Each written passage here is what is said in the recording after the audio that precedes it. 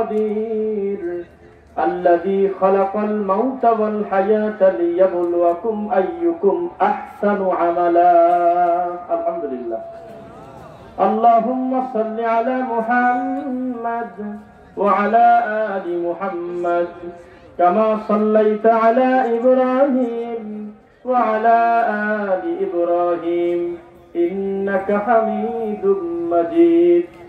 اللهم بارك على محمد وعلى آل محمد كما باركت على إبراهيم وعلى آل إبراهيم إنك حميد مجيد. الحمد لله. সকল প্রশংসা আল্লাহর জন্য, আল্লাহর দরবারে শুকরিয়া আদায় করছি। আলহামদুলিল্লাহ। শান্তি অবতীর্ণ হোক আল্লাহ রাসূলের উপরে সাল্লাল্লাহু আলাইহি ওয়াসাল্লাম। আল্লাহুম্মা সাল্লি আলাইহি আল্লাহুম্মা বারিক আলাইহি। কেমন আছেন সকলে? আবার বলেন, কেমন আছেন সকলে? করোনা এখন যে পরিমাণ আছে, যে পরিস্থিতিতে আছে, এর চাইতে যদি আগামীকাল সকালে 10 গুণ আরো বেশি আকার রূপ নেয়, তবুও মুখ দিয়ে আমরা একটা কথাই বলবো, তা হলো আলহামদুলিল্লাহ। কেননা আল্লাহ যদি আমাকে শাস্তি দিতে চান, আবার টেস্টের ভেজাল করা লাগে, মুহূর্তের ভিতরে 100 কোটি সেকেন্ডের ভিতরে দাবায় দেওয়ার ক্ষমতা আল্লাহর আছে কিনা? এগুলো একটা সুযোগ দিচ্ছে আপনাকে ভালো হওয়ার জন্য। সিটার বাটপার তারা যদি এটাকে যদি রিয়েলিটি মনে করে, যদি রং তামাশা মনে করে এখান থেকে শিক্ষা না নিতে পারে, ফানজুরু কাইফা কানা আকিবাতুল মুকাজ্জিবিন, পরবর্তী প্রজন্ম এই প্রতারকদের দেখে শিখবে। আর কি করার আছে? খায়রিহি ওয়া শাররিহি মিনাল্লাহি তাআলা। অনেক আগে আমরা আল্লাহকে বলেছি, আল্লাহ ভালো আর মন্দ সকল অবস্থায় আমরা তোমারই শুকরিয়া আদায় করব, সব তোমার পক্ষ থেকেই হয়। তবে যেই সমস্ত মন্দটা মনে হচ্ছে আমাদের বড় বিপদ, যাহারাল ফাসাদু ফিল বাররি ওয়াল বাহরি বিমা কাসাবাত আইদিন নাস, জলে আর স্থলে এমন কোন বিপর্যয় নাই যা মানুষের নিজস্ব হাতের কামাই না। তাহলে আমি যদি কর্ম করি খারাপ, তো আমার তো কিছু বিষয় আমাকে মানতে হবে, হবে কিনা? তো যাই হোক, যে কথা বোঝাতে চাচ্ছিলাম, এগুলো আল্লাহ মাথা ঝাঁকি দিচ্ছেন, এগুলো বিভিন্ন ভাবে সুযোগ দিচ্ছেন আপনাকে ফিরে আসার জন্য। তাছাড়া একটা লাশ আজকে যদি কবরস্থ করে আসেন, 10 দিন 15 দিন 1 মাস পর ওই লাশ, বহু শিয়াল দেখবেন যে লাশের এই লাশ উঠে চলে গেছে, কবর ফাঁকা, হাড় হাড্ডি 2-4টা পড়ে থাকে না, 2 মাস 6 মাস পর ওই কবরের উপরে আরো কবর হচ্ছে না? হচ্ছে কিনা? ফিরাউনের লাশটাকে বিবাদানিকালি তাকুনা লিমান খালফাকা আয়া, একেবারে নিদর্শন করে আল্লাহ হাজার হাজার বছর অক্ষত রাখছেন। এটা আল্লাহ পারেন কিনা? পারেন। এটা এক্সেপশনাল। আল্লাহ বলতেছে, আমি নারকেল গাছে পেয়ারা দেই না, জাম গাছে আম দেই না। এটা স্বাভাবিক প্রক্রিয়াতে যা হওয়ার দরকার তাই হয়। তবে ব্যতিক্রম কিছু করি, এটার মানে হলো আমি আল্লাহ যে বৃষ্টির ভিতরে রোদ দিতে পারি, এই ক্ষমতা আমার আছে। আমি আম গাছে পেয়ারা দিতে পারি, দেই আর না দেই, দিতে যে পারি, এই বিশ্বাসটা তোমার থাকা উচিত। কথা বুঝতে পারলেন? এখন এই করোনা বলেন, অন্যান্য যে সমস্ত রোগ বালাই যাই কিছু বলেন, আমরা মনে করবো যে আল্লাহ এটা তোমার পক্ষ থেকে নিয়ামত, আর বালা তাদের জন্য, মুসিবত তাদের জন্য যারা লা ইলাহা ইল্লাল্লাহ সারা কবরে ঢুকে গেল।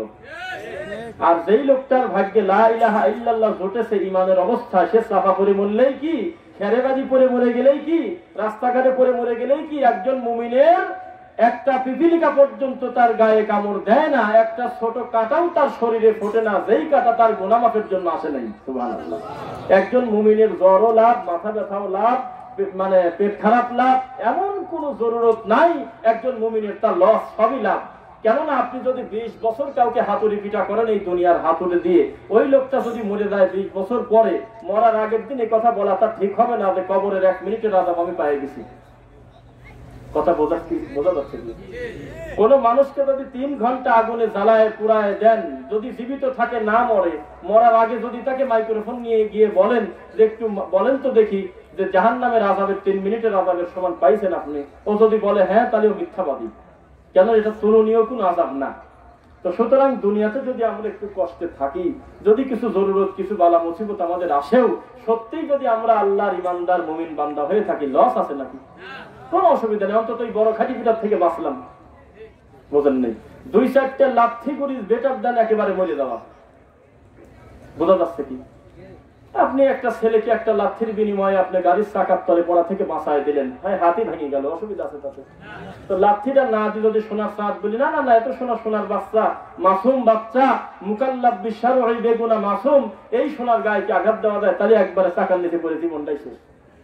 তাহলে কিছু কিছু সময় 2-4টা কিল, গুলি, থাপ্পড়, একটু ধাক্কা, একটু জ্বর, একটু করোনা, একটু মহামারী, একটু হাম, একটু গ্যাস্ট্রিক, বিভিন্ন বালা মুসিবত, এটা মানিয়ে নেন, এটা অসুবিধার কিছু না। অনন্তকালের জান্নাত আপনার জন্য রেডি আছে ইনশাআল্লাহ। এটা খুব বেশি বড় বিপদ না। মাতা নাসরুল্লাহ, নবীর মুখ দিয়ে বের হচ্ছে যে আপনি আর কবে সাহায্য দিবেন। তার চাইতে তো ভালো আছি আমরা নাকি? অনেক ভালো আছি আমরা। তাও আবার শুকরিয়া আদায় করছি আলহামদুলিল্লাহ। আপনারা আবার বলেন আপনারা কেমন আছেন? আলহামদুলিল্লাহ। কথা বলবো তো আজকে ইনশাআল্লাহ। এটা আমাদের ঘরের কথা, আজকে আমাদের ঘরের মানুষকে নিয়ে বসেছি আলহামদুলিল্লাহ।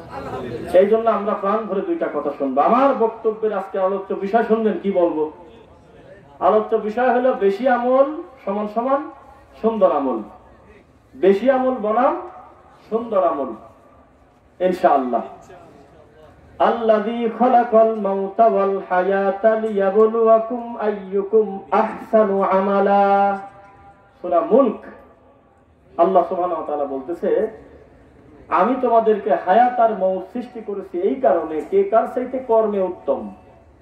আপনি রাগ করবেন না, আমাদের এই হুজুরদের আল্লাহ অন্য কারণে ভালোবাসুক, এই কারণে যে ভালো না বাসে মাফ করে দিয়ে দিক। তারা মানুষ। আমাদের কি বোঝাইছে আপনি জানেন? বোঝাইছে হলো কি, যে আমি এই জন্য তোমাকে হায়াত আর মউত দিছি যাতে কে কার চাইতে বেশি আমল করে আমার কাছে আসতে পারো। একটা লম্বা সময় এটা আমাদের বোঝানো হয়েছে। তা আমরা খালি রাকাত সংখ্যা বাড়া গেছি সমানে। ও 80 রাকাত করে আমি 120 রাকাত মেরে দেবো, মানে রাকাত সংখ্যার প্রতিযোগিতা করছি। বিশ্বাস করেন এটাই হয়েছে। সবে বরাতে যেই 4 জন আমরা গোটা রাত ছিলাম, ওই 4 জনকে বিচার করা হয়তো রাকাত সংখ্যা বেশি কারো হলে বেশি ভালো মানুষ। একটু যদি ঘুমা একটু ঘুমা ভাব টান দিয়ে তুলে বলতো যে এই সময় ঘুম না পারি তো 4 রাকাত নামাজ পড়তে পারতেন। তার মানে রাকাত সংখ্যা যত বাড়াবেন দুনিয়ার চোখে আপনি ভালো মানুষ তত। একটা গ্রামের 10টা মসজিদে খতম তারাবি হয়, নাম শুনছেন? কোরআন মাজিদ গোটাটা সালাতের ভিতরে তেলাওয়াত করা হয়, কিয়ামুল লাইলের ভিতরে, সালাতুল লাইলের ভিতরে, তারাবির ভিতরে। এই 10 জন হাফেজের ভিতরে সবচেয়ে ভালো হাফেজকে গ্রামের লোক মনে করে যে 18 মিনিটে 20 রাকাত মারি চলে গেছে, ও ভালো হাফেজ। আর যেই ছেলে বলে আলহামদুলিল্লাহি রাব্বিল আলামিন, থেমে থেমে প্রত্যেকটা বলতেছে, বলতে ঢিলে হাফেজ, এখনো জাতে ওঠে নাই। ওর মতন এক টানেওয়ালা 10 দিন পর্যন্ত পড়া লাগবে। এটা একটা গতি। এটা লম্বা সময় আমরা ধর্মটাকে এভাবেই বুঝেছি। যার মুখ যত চালু, বিশ্বাস করেন অনেক সুন্দর ছেলে পেলে, অনেক সুন্দর কোরআন তেলাওয়াত। একই সঙ্গে আমরা 10 জন হাফেজ খতম তারাবি পড়াতাম হাফেজ হওয়ার পর। এটা আমাদের কথা বলতেছি আমরা। 10 জনই হয়তো কিছু সময় এক পাশে আমরা মাদ্রাসায় এসে খাওয়া দাওয়া করে ঘুমাই। মাদ্রাসা চালু যখন ছিল প্রথম অবস্থায়, হেফজ শেষ করার পরেই দেখা গেল সবচেয়ে শেষে যে আসতো হুজুর অনেক সময় বলতো, বা আরো 2-4 জন বড় ছাত্র বলতো যে এত ঢিলে এই ছেলে, ওকে অন্যায় করতে দেরি করে আসে। তাহলে আমাদের থেকেও একটু ভালো করে পড়ছে, তাই তো বোঝা গেল দেরি করে আসার কি কারণ থাকতে পারে। অথচ সবচেয়ে অবহেলিত। আর গ্রামের লোকজন হাফেজ যাচাই করার সময় বলে যে অমকের ছেলে নেও, এক টানে একেবারে 17 মিনিটে মারিয়ে দিচ্ছে 20 রাকাত। মানে ওই কি খোঁজে, বিশ্বাস করেন ওই কি খোঁজে খালি। আর যেই ছেলে 1.5 ঘন্টা 2 ঘন্টা বলে 8 রাকাত কি 20 রাকাত তারাবি পড়ে, ও কোনো নাম করা হাফেজ হয় না, ওর কোনো নাম টাম নাই। তাহলে রাকাত সংখ্যার প্রতি বেশি গুরুত্ব দিলাম না কোয়ালিটির উপর বেশি গুরুত্ব দিলাম? এটা একটা লম্বা সময় আমরা ধর্মটাকে এভাবেই বুঝেছি উপমহাদেশে আমরা। আপনার খারাপ লাগলে আজকে কথা কিছু শুনবো ইনশাআল্লাহ।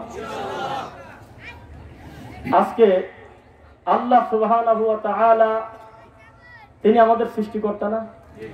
খালেক হিসেবে সেই আল্লাহকে আমাদের জন্য যথেষ্ট না? আপনার আর আমার মাথায় কোন বুদ্ধি থাকতে পারে যেই বুদ্ধি আল্লাহর নাই? আল্লাহু আকবার। সব তিনি জানেন, সব ক্ষমতা তার হাতে। সেই আল্লাহ সুবহানাহু ওয়া তাআলা এখানে বলতে পারতেন যে আল্লাযী খালাকাল মাউতা ওয়াল হায়াতা লিয়াবলুয়াকুম আইয়ুকুম আহসানু, বাদ দিয়ে যদি বলতেন আমলে বেশি বেশি করতে পারে কে? অনেক বেশি কাফির, বেশি বেশি আকসার আমালা, বেশি বেশি আমল করে আমি আল্লাহর কাছে যে ঢুকে পড়বে ও হলো সবচেয়ে বেশি দামি মানুষ। এটা তো স্বাভাবিক মনে হচ্ছিল, বললে ভালোই হতো। কিন্তু আহসানু আমালা বললো, যদিও বলছে এক কথা আমরা টানি নিয়ে আসতে বন্যতা বলতেছে ইন্নাল্লাহা মালাইকাতাহু ইউসাল্লুনা আলান নবী ইয়া আইয়ুহাল্লাযীনা আমানু সাল্লু আলাইহি ওয়া সাল্লিমু তাসলিমা। আল্লাহর কথা না? তা আমি মনে করছি এটা হলো মিলাদ করার খাস দোয়া। আমি দরুদ, যেটা মূল দরুদ সেটা বাদ রেখে আমি ওটা খাটো করে টানিয়ে চলে যাচ্ছি সাল্লাল্লাহ। তাহলে আল্লাহ বোঝাচ্ছে একটা, কিন্তু আমি বুঝতেছি আর একটা, ঠিক কিনা? আল্লাহকে এইটাই বোঝাইছিল আপনাকে। আল্লাহ বললেন যে অনুনাজ্জিলু মিনাল কুরআনি মা হুয়া শিফাউ ওয়া রাহমাতুল লিল মুমিনিন। গোটা কোরআন মাজিদটা আমি শিফা হিসেবে তৈরি করছি। তুমি নিজে কোরআন মাজিদ পড়ো, কোয়েল আছে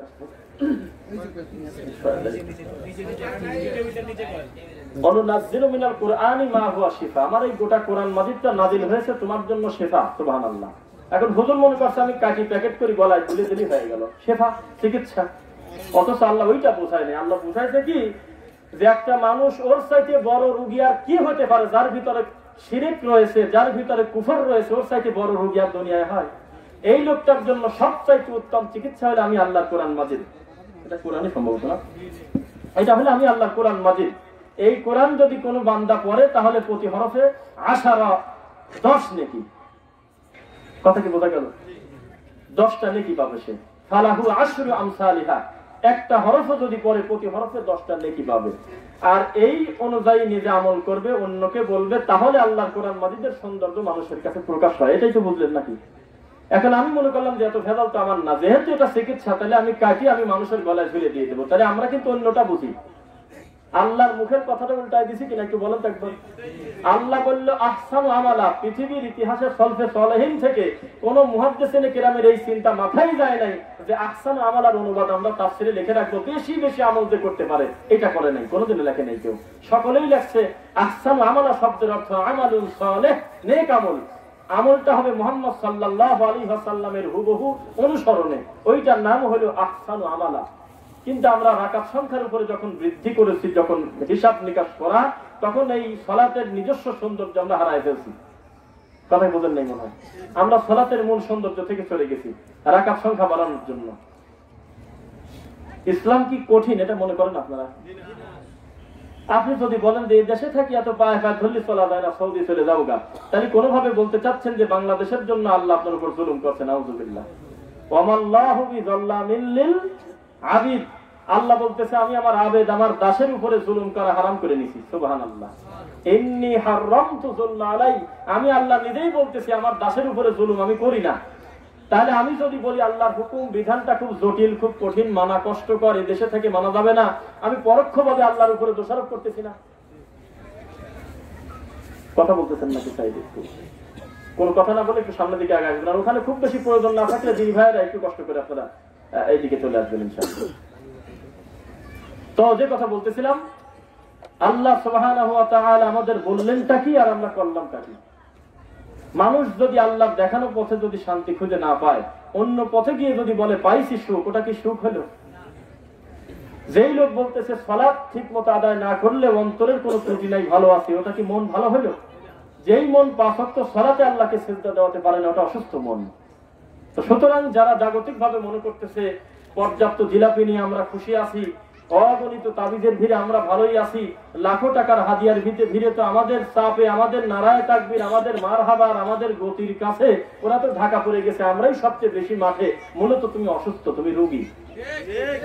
যেই অন্তর কোরআন এবং সহিহ হাদিস দিয়ে তৃপ্ত হয় না, ওই আত্মাকে আমরা সুস্থ আত্মা বলতে পারি না। কি করে বলতে পারি?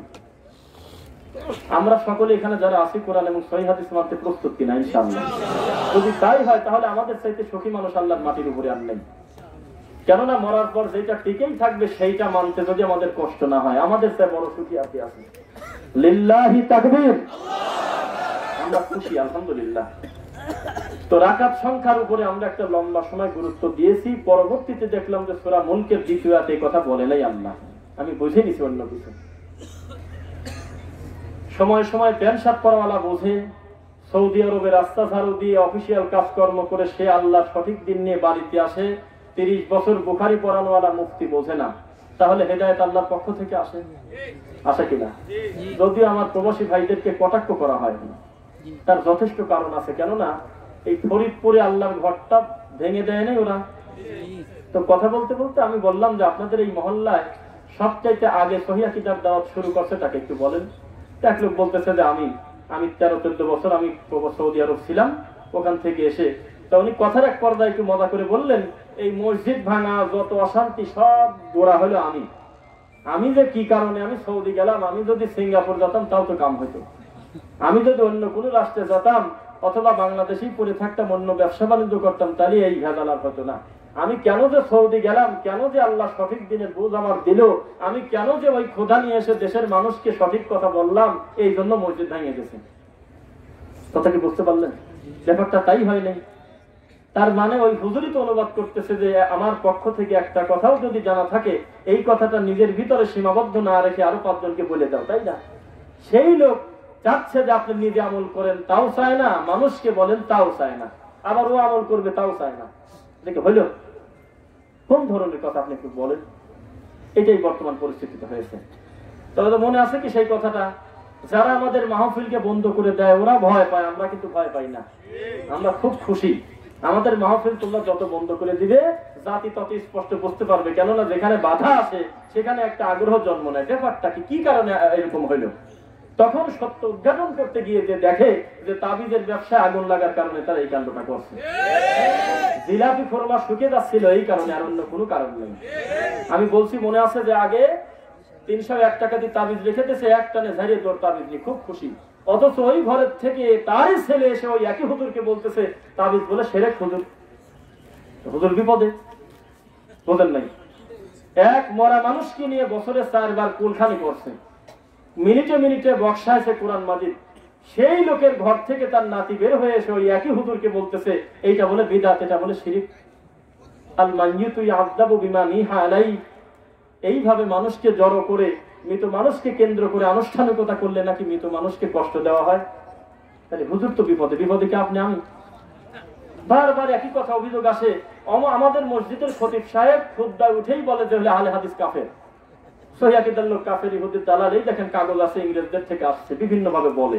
আমি বললাম যে বলতে দেন, উনি হলো খুব বিপদে আছে এই জন্য এই কথাগুলো বলতেছে, খুব বিপদে আছে। কেননা ওর আর কোনো কর্ম নাই, ওর মন চাচ্ছে যে আমি 2টা হাদিস অনুবাদ করি বা অন্য কোনো বসরির গল্প করি, অন্য কোনো জিলানির বাপের বড় ইথর গল্প করি, আমি মোহাম্মদ কিন্তু হরিণের গাছের সাথে বাজিয়ে রাখি, কিন্তু পারতেছে না, বিপদে।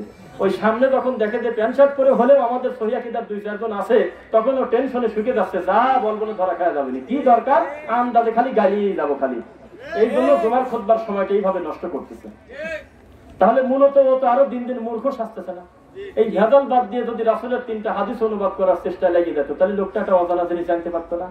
তাহলে টেনশনে আপনি না ও যত কোটিপতি হোক, টেনশন ঢোকা দেন মাথার মধ্যে পড়ে গেছে একবার, জান তো টেনশনে হুজুর শেষ, আমার কোনো সমস্যা নেই, আমার কোনো টেনশন নেই। আমাদের সহিহ আকীদার একটা দিনই ভাই যদি রাস্তাঘাটে পায়, গ্রামে পায়, তা কত গালাগালি করে, তো রাস্তাঘাটে চলতে যায় কত বড় বড় উঁচি লেভেলের হাইব্রিড হুজুরের সাথে কত মুফতির সাথে দেখা হয়, একদিনও আমার মুখের দিক টাকা বললো না যে আপনার এই কর্মটা হলে সুন্নাহ বিরোধী, এইটা হাদিসে নাই, এই কথা বলে না, খালি প্রশংসা আপনারা ভালোই আলহামদুলিল্লাহ। কেন বলে এই কথা? বলেন তো একবার। তোমার রাগ করা উচিত ছিল, কেননা আমাদের কথা শোনার পরেই তো আমাদের দিনী ভাইরা আমল করতেছে আলহামদুলিল্লাহ। কিন্তু ওদের একা একা পায় রাস্তাঘাটে অপমান করে, আল্লাহর ঘরে তুমি আসো না, তোমার আমিনের কারণে আমার ফাতিহা পড়া ডিস্টার্ব যায়, কত কথা।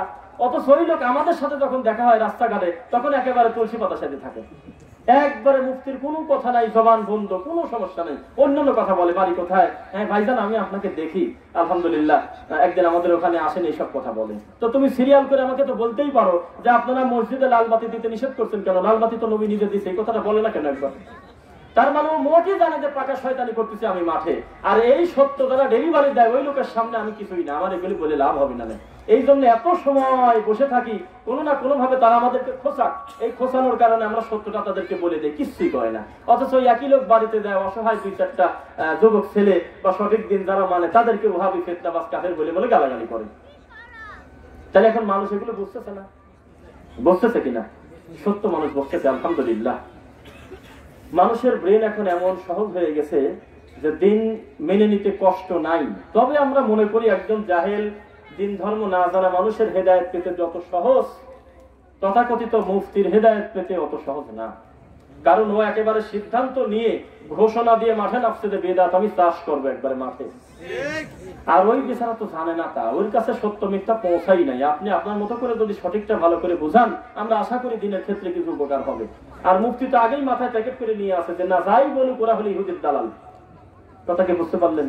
আমি ওই এমনি ওয়াজে তো আমাদের গালাগালি করেই কত, তা আমি একটা কমেন্ট মাঝে মধ্যে পড়ি। আমি একটা জায়গায় দেখলাম, আমি বলছি বিসমিল্লাহির রহমানির রহিম, এই কথা বলে সূরা ইখলাস আমি 3 বার পড়ছি, পরে বলছি এইভাবে যদি কেউ পড়ে তাহলে গোটা কোরআন মাজিদ একবার খতম করলে যত নেকি হয় তত নেকি। আচ্ছা বলেন তো, এখানে কোনো দলের গন্ধ পাইছেন আপনি?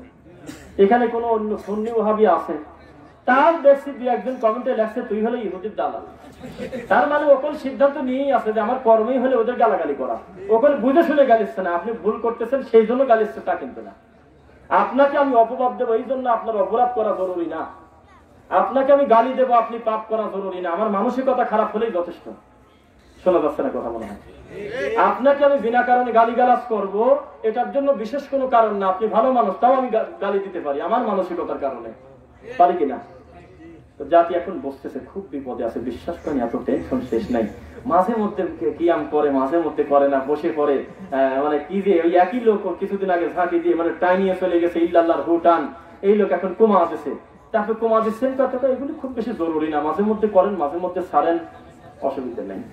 ভালো ভালো মানুষ মুনাজাতে কাজী অস্থির করে ফেলা যায়। ও বলছে যে দোয়া মুখ খুলি ইবাদত, দোয়াই তো হলো ইবাদত। এই কথা বলে মুনাজাত বৈধ করা হুজুর মাঝে মধ্যে ছাড়িয়ে দিচ্ছে, বিশ্বাস করেন ছাড়িয়ে দিচ্ছে, করে না। অল্প মুসল্লি আছে, উনি ওই দোয়াটা পরে একে উঠে যাচ্ছে, তো বলে যে চলে যাচ্ছেন, কয় না করা লাগবে, মনে করে করার দরকার নেই। মাঝে মধ্যে ছাড়েন, মাঝে মধ্যে করেন, তার টেনশন ঢুকে দেয়নি ওর মাথায়।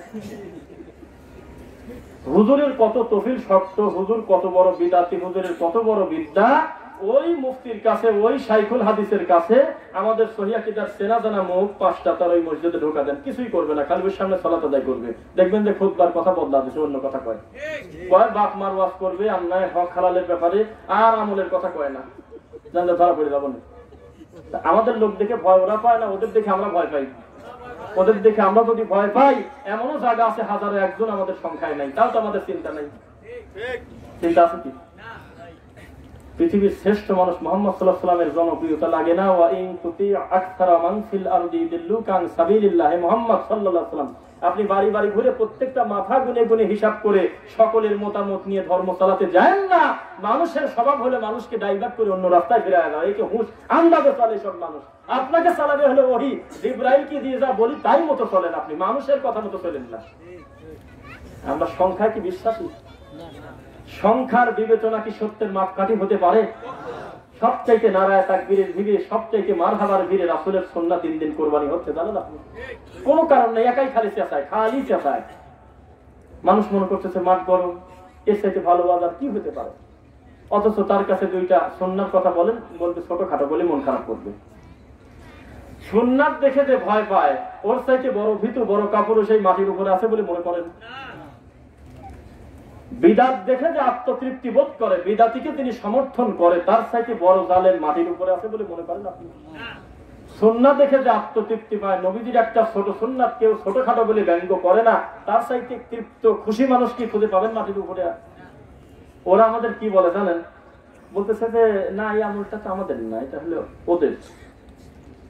যেটা মেলে না সেটা ওই আমাদের চাপা দেয়, আমাকে লস আছে, মোর সুন্নাত আমার দিক দিয়ে দিচ্ছে, আমাদের কাছে সুন্নাত নিরাপদ, আলহামদুলিল্লাহ।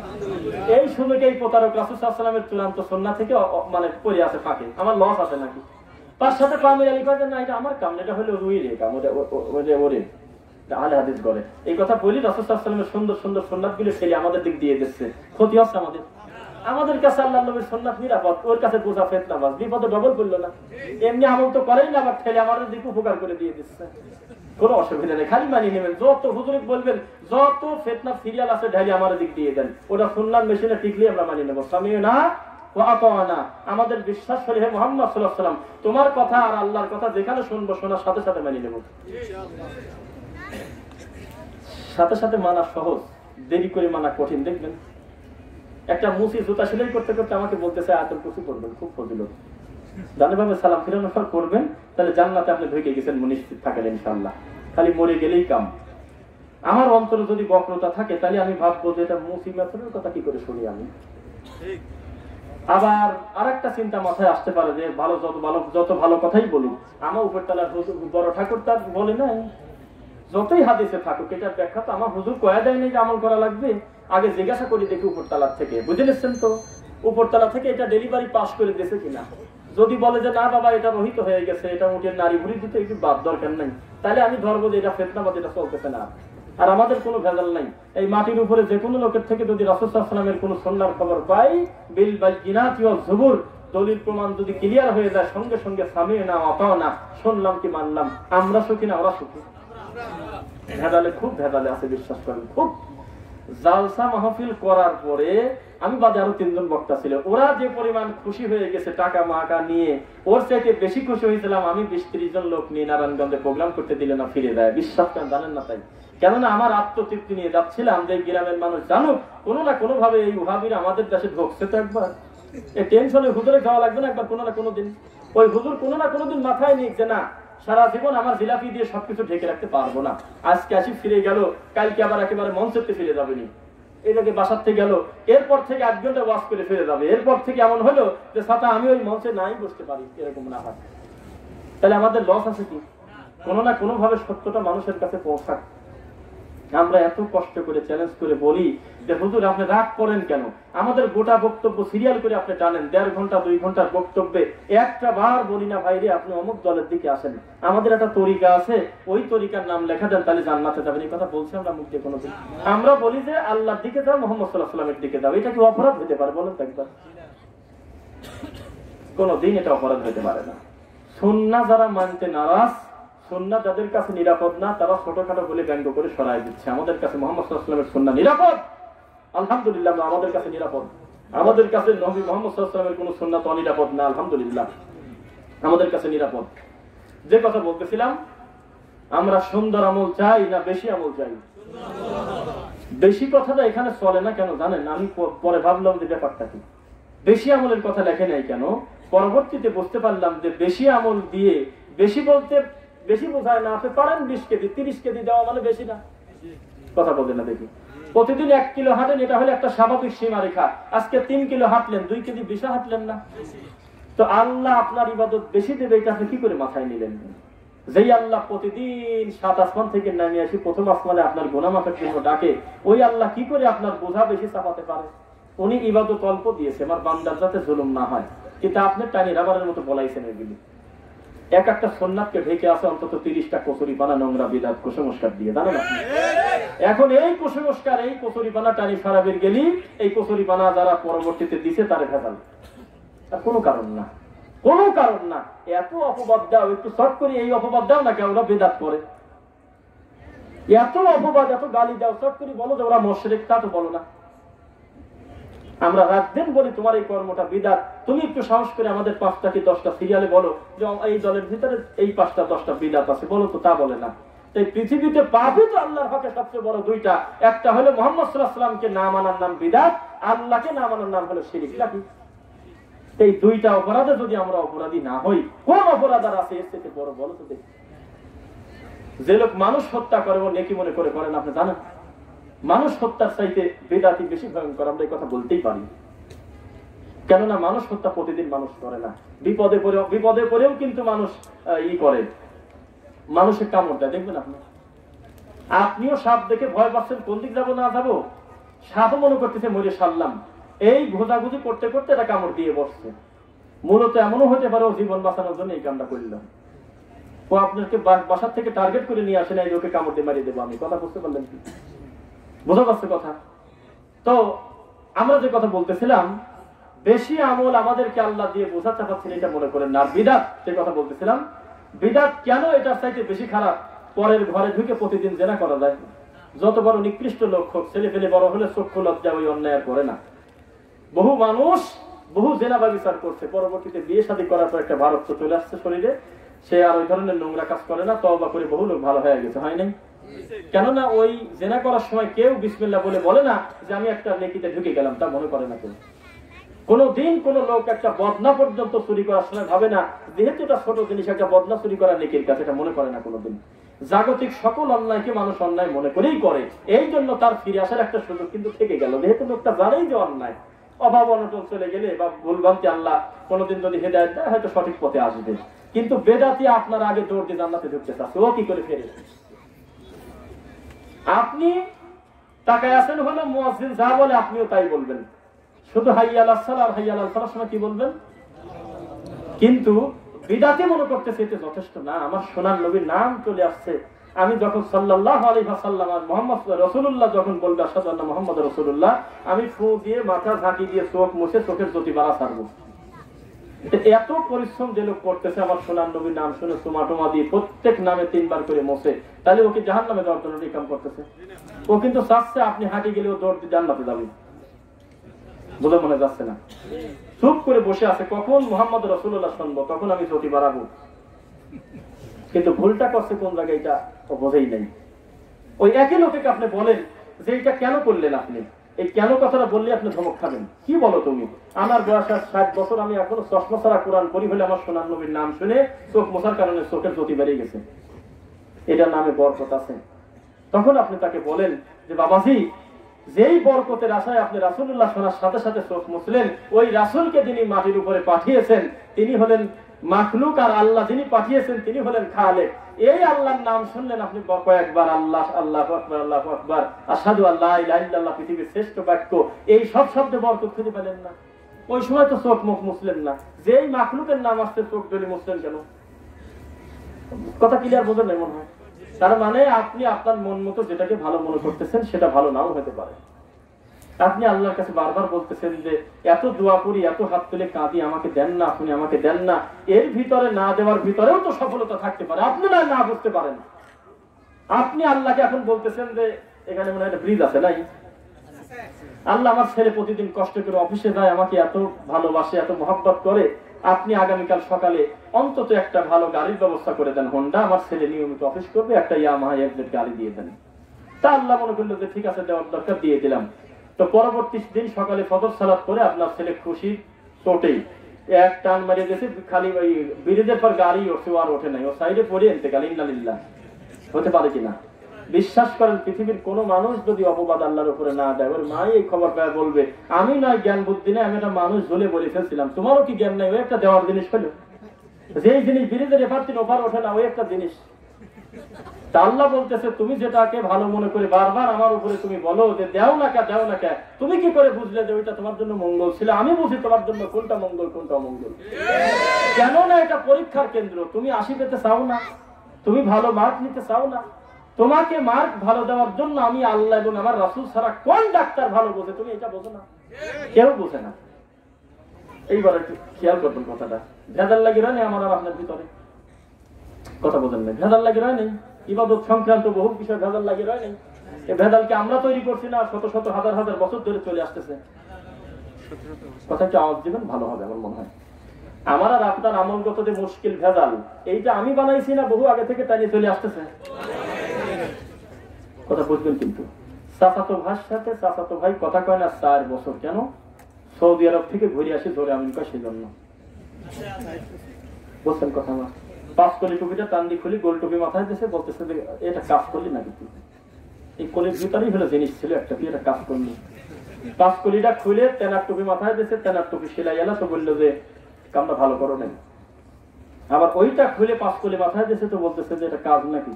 তুমি আমার বাবাই বদলা দিলে। একটা ব্যক্তিক বিচার করা হচ্ছে টুপি দিয়ে, তার ছোট একটা সুন্নাত দিয়ে বা অন্য কোনো জিনিস দিয়ে মানুষ বিচার করতেছে না।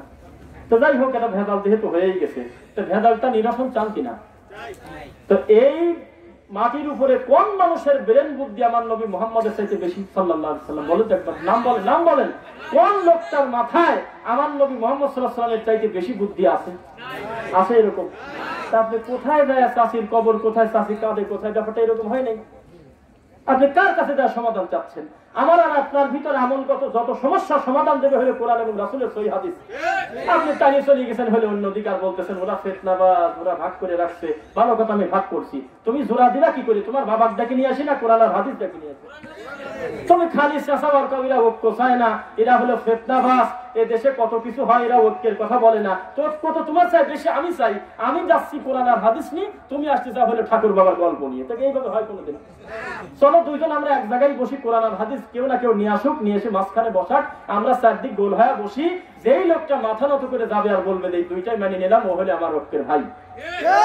আর যে বলবে যে এগুলো আমার বোঝা কাম না, আমার বাবা হুজুর পাস করে দিয়েছে কিনা তারপর কথা, তাহলে আপনি মনে থাকেন যে অভিনয় করতেছে, মূলত ঐক্য চায় না। পাগল হয়েছেন নাকি আপনি? ঐক্য মুহাম্মদ সাল্লাল্লাহু আলাইহি ওয়াসাল্লাম দিতে পারে না, আল্লাহর কোরআন একজন ব্যক্তি আর একজন ব্যক্তির মুহাব্বতে জোড়ায় দিতে পারে না। আর কোন জিনিস পারে মানুষকে মিল মুহাব্বত করায় দিতে? আপনি খালি জায়গায় জায়গায় সম্মেলন করে বলতেছেন যে এরা ঐক্য চায় না, এরা ঐক্যের কথা বলে না। নাম তো বলি না কোনো সময় আমি, আমার ইসমাইল চাচার মতো আমার না বলা লাগে, ইউটিউব আলার দোষ, এরা ওইটুক কাটিয়ে দিতে পারে নাই। বাবা রে, ওইটুক কাটিয়ে না দিতে কি উপকার করছে তুমি বুঝবে না, ইউটিউব আলারে বলে দোষ বলেন, এইসব মিডিয়ার দোষ আছে। ও যা আমি বলতেছি তাই দেবে না, নাকি বানানি আসবে বাড়িতে, তো বলতেছে যে আমি যে রফিকুল ইসলামের সাথে আমি যে অমুক মাঠে যে বিয়াদবিটা করছি এটা কাটিয়ে দিলেও তো পারত, একটা কথা কাটিয়ে দিব, ওই কিন্তু আগে দিব। তোদের কথা বলতেছিলাম যে কাটিয়ে দেওয়ার দরকার নাই, তারপরে বলি আমি ভাবে নাম বলি না, চরমনে একটা গ্রুপ না, আহলে হাদিস একটা গ্রুপ না, একটা সংগঠন না, দায়িত্ব না, একটা বৈশিষ্ট্য না, একটা হেফাজত একটা বৈশিষ্ট্য, একটা গ্রুপ না, দল না, জামাত ইসলাম একটা দল না। প্রত্যেকেই কিন্তু আমরা যারা লা ইলাহা ইল্লাল্লাহ পড়ছি তারা আমাদের মুসলিম ভাই, আমরা অস্বীকার করবো না, কিন্তু ভিন্ন ভিন্ন দল আছে কিনা, এক দল আর এক দলকে হিন্দুস্তান বেশি খারাপ মনে করে। আপনার গাছ সাথে হলো চরমোনার দোকান, তার গাছ সাথে ফুরফুরার দোকান। চরমোনা জানেন, যদি বলেন যে সরিষার তেল আছে, যদি ফুরিয়ে যায় তো বলবি না যে সমস্যা কি, আমার ফুরফুরার অমুক ভাই আছে তেল নিয়ে যাবে, তো কবি যে পাশের দোকানে নাই বলেই দেখেন কোনো অচিন্তা আমার নাকি, তুমি করতে নিবা না মরবে অচিন্তা আমার না, মানে কোনোভাবে চাচ্ছে না যে এই পীরের লোকের কাছ থেকে নেই, কারণ ভিতরটা ছিঁড়ে ফেলে যাচ্ছে যে হলো খুব খারাপ পীর, আমারটা হলে মোটা পীর। আপনি জামাত ইসলামের একজন ভাইকে বলেন যে আপনার হেফাজতের সাথে হুবহু এক মিলে দিতে হবে, একবারে হুবহু এক মিলতে হবে, আর ঝগড়াঝাটি করার দরকার নেই, সব এক হয়ে যান, মোহাব্বত করে একসাথে বসেন, তারা যা বলে তাই মেনে মানি নেন। তো বলবেন যে আমি এখনই বিষ খা মরে যাবো, তা ওদের ওইভাবে আমি তালে মেলবো না, আমার মতো মিলা লাগবে। আপনি কাউকে বলেন যে 5 কোটিটা টুপি আমার মতোই টুপি মাথায় দাও, তো কবি যে না বিষ খা মরে যাবো, তাও কাম করবো না। বাংলাদেশে বহু প্রতিষ্ঠান আছে, গোল টুপিটা খুলে 5 কোটি মাথায় দিবেন, ওই মাথাতে বাইর করে দিবেন, নিবেন নাম বহু আছে। তাহলে আমি এই কথা বলার উদ্দেশ্যে কোনো দলকে না, আমি বোঝাতে চাচ্ছি যে তাহলে ঝামেলা একটা ভাইয়ার হয় নাই, সমাধান আসতেছে সামনে ইনশাল্লাহ, ইনশাল্লাহ বলেন, মানে সমস্যা ভাইয়ার হয় নাই তাই বোঝাচ্ছি। আমি সামান্য 1 চিমটি চরমোনাই আনলাম, প্রধানটাকে ডাকে নিয়ে আসলাম যে ভাই সাধারণ মানুষ হলে খুব ভেজালে পড়ে গেছে, ওই এরা যাতে কামড়া কামড়ি না করে, আমরা 10 জন এক জায়গায় বসে আমরা একটা সিদ্ধান্ত নেই, আমরা পাস করে আমরা এই উম্মতের মুশকিল চাই না, আমরা এক হয়ে যাই, এই উদ্দেশ্য খারাপ না ভালো, একবার ধরে বলুন।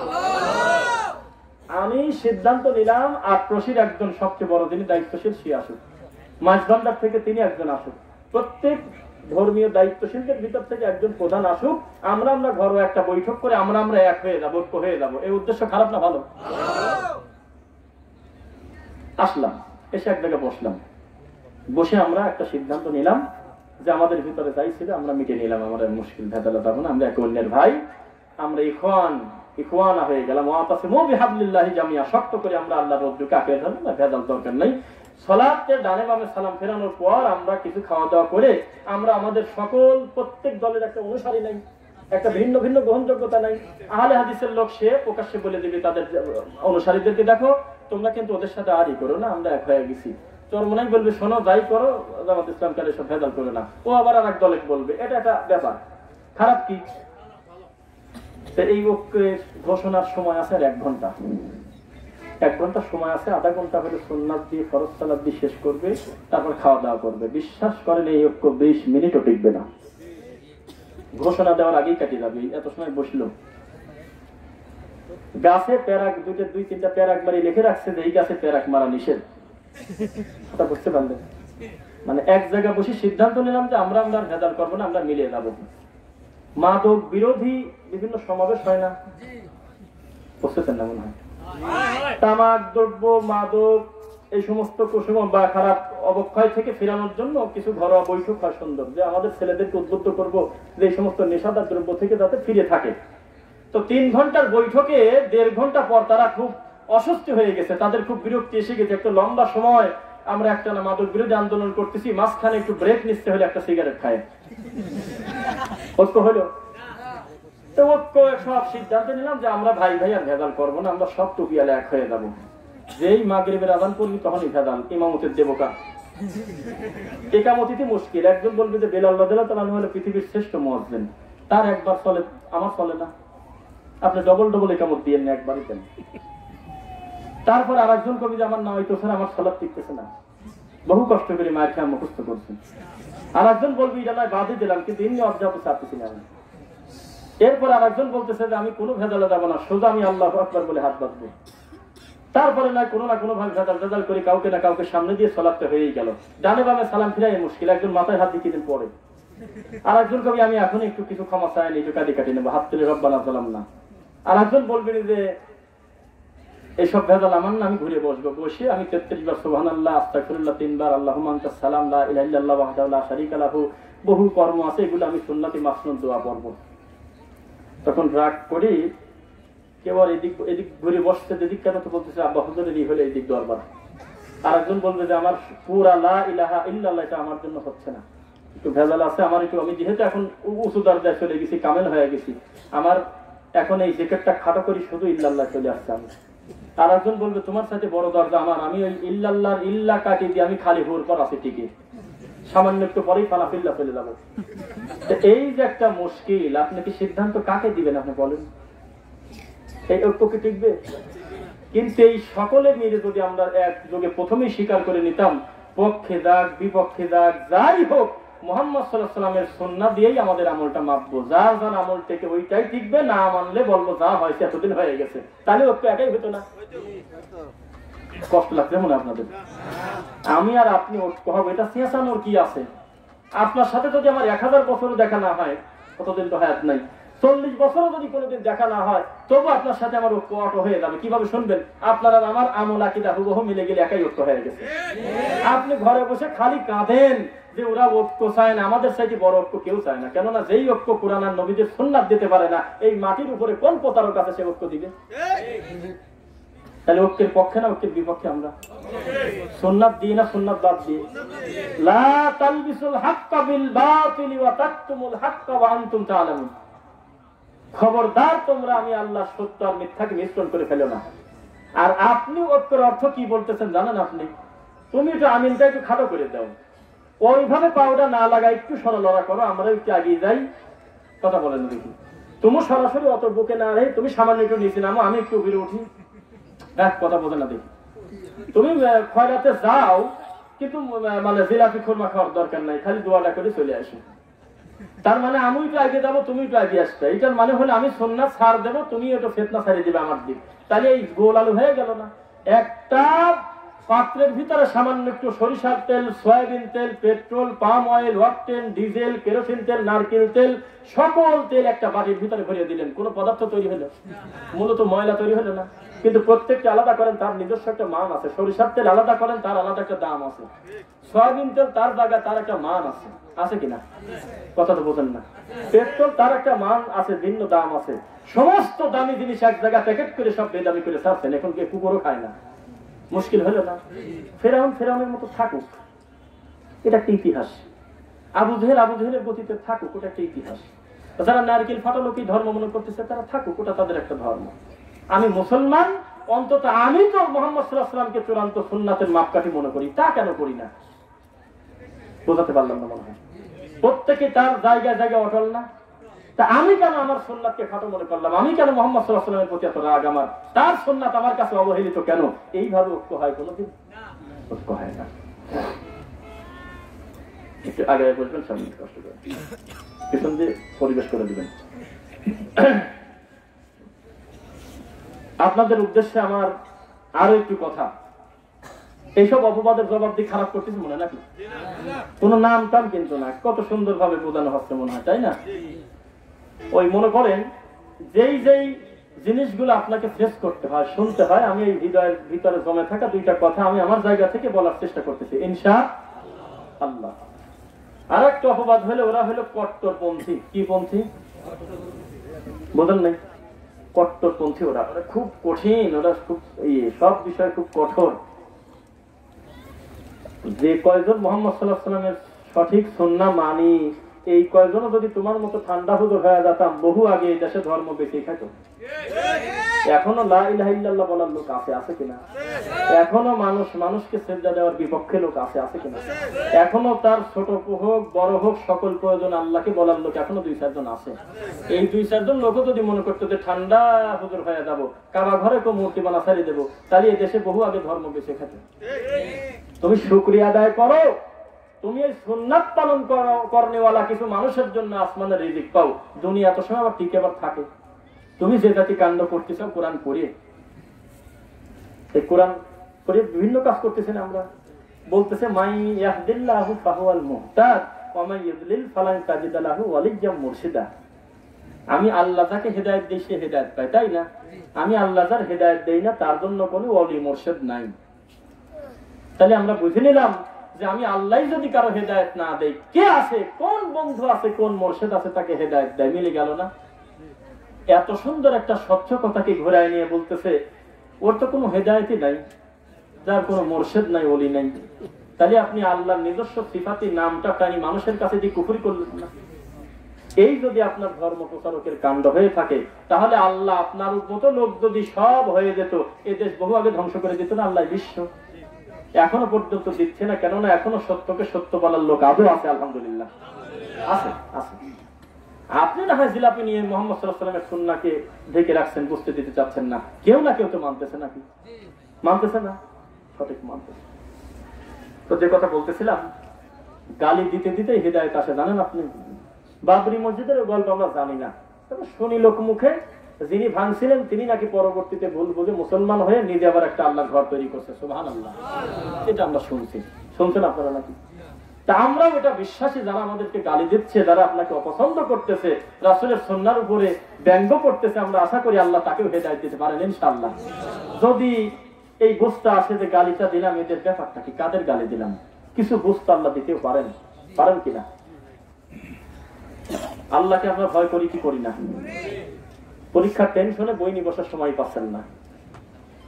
জাহান্নামের আযাবের ভয়ে লোকটা আল্লাহর ঘরেই ঢোকে না। ভয়তে হইলো, এটাকে ভয় হলো? আল্লাহর ভয় আল্লাহর কাছেই বেশি নেওয়া লাগবে না, আরো আল্লাহর কাছেই আরো বেশি যেতে হবে। আল্লাহর কাছে যেতে হলে একটা মাধ্যম আছে, সে মাধ্যমটা কি? আল্লাহর কোরআন মাজিদ এবং রাসূল সাল্লাল্লাহু আলাইহি ওয়াসাল্লামের সুন্নাহ, রাসূলের অনুসরণ আছে কিনা? এই দুইটা জিনিস লাগবে না? তাহলে আপনি যে আল্লাহকে ভয় পান তার দলিল হলে